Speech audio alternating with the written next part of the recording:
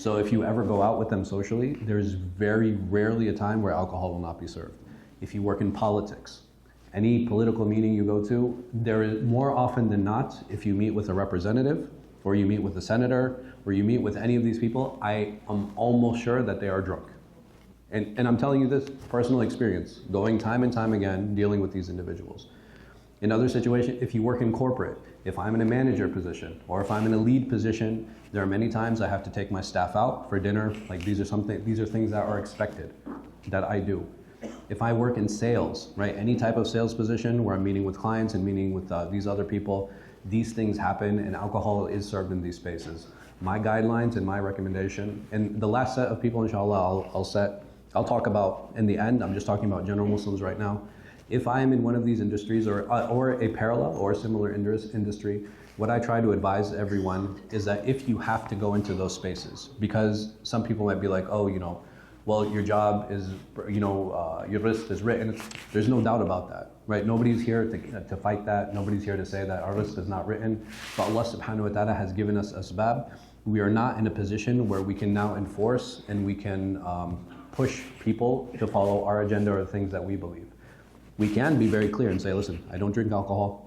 I don't engage in the consumption of alcohol. And that is something that we can be very clear on and something that we should stand by because this is what we believe.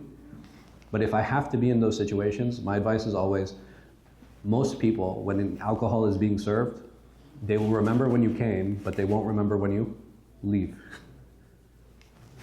Go in, make sure everybody who needs to see you sees you.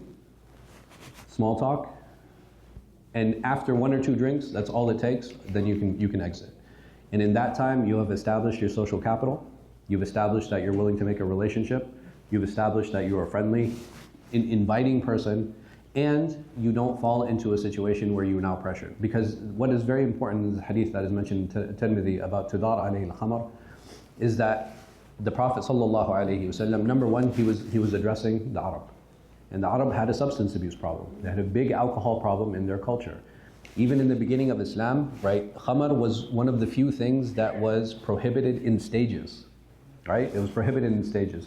First, stay away from it. It's not, it's not really good. First, okay, if you're going to come to pray, make sure that you're not drunk. And finally, a final prohibition came. Initially, even drinking in vessels, so like drinking water from a whiskey bottle, for example, this would have been something that is prohibited in the beginning of Islam. Later on, the Prophet ﷺ allowed it. If we look at all of these stages and we look at all of these hadith, it gives us a good insight that a person who is attracted to alcohol, a person who might feel enticed by drinking alcohol, or they would fall to social pressure, I would say, I don't care what position you're in, if I have that attraction to drink alcohol and if I'm socially pressed to drink, it is haram for me to enter that situation, point blank. If I don't have that problem and that issue, then take my advice. Go in, meet who you have to meet, wait for people to take 1 or 2 drinks, then make your exit. Alhamdulillah, you fulfilled your obligation in terms of that social relationship that you're trying to build. The second group of people that face this problem and face this issue many times are new Muslims. New Muslims in the sense that they have families that will gather for different holidays, and what is generally served in those spaces and places, it is alcohol. You can try enforcing upon them, be like, hey, listen, mom, dad, uncle, whoever it might be, I'm coming with my family. I don't feel comfortable with alcohol. You can request that. Sometimes they'll honor the request, sometimes they won't. At that point, I as an individual need to decide, all right, how valuable is this relationship and to what extent am I willing to sacrifice for that? So if I go and I visit my mother and she doesn't impose alcohol upon me, she sits down, we eat together, and she delays her drinking until maybe a little bit after we socialize a little bit, she's making that effort to respect me, and I should make that effort because she is my mother. So it's important for us to understand in all of these scenarios, relationships are very, very important. And Islam came to preserve relationships, it didn't come to break them.